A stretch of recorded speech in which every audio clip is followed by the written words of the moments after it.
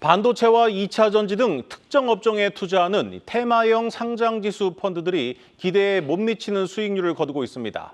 이 가장 인기가 있을 때 상품을 만들다 보니 정작 상장을 할 때쯤이면 그 테마에 대한 시장의 관심이 꺼지는 경우가 많습니다. 김동아 기자입니다. 당대 유행하는 테마를 쫓아 투자하는 테마형 ETF. 지수형 ETF와 달리 주가 변동성이 높아 고수익을 노리는 투자자들의 사랑을 받으면서 개인 순매수 누적 금액만 10조 원에 육박했습니다.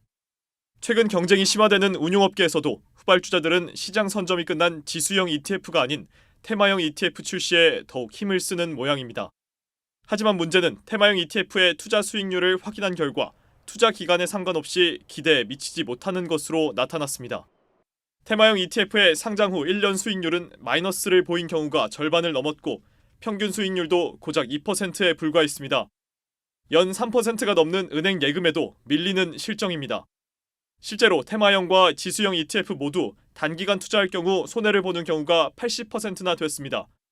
하지만 장기간 투자 시 레버리지 상품이 아니어도 30% 가까운 수익을 볼 수도 있었던 지수형 ETF와 달리 테마형 ETF는 여전히 절반 넘는 투자자가 손해를 봤습니다. 뿐만 아니라 국내 테마형 ETF의 상장 이후 수익률은 같은 기간 코스피 혹은 코스닥보다 저조한 것은 물론 상장 전 해당 ETF가 추종하는 기업들의 수익률보다도 훨씬 낮았습니다.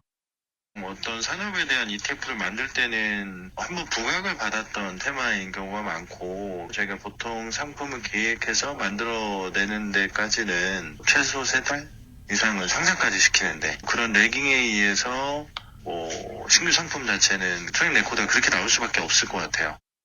인기를 끌던 테마주를 기초로 ETF를 만드는 사이 시장은 빠른 속도로 테마가 바뀌는 만큼 뒤늦게 따라갈 경우 손실로 이어지고 있는 셈입니다.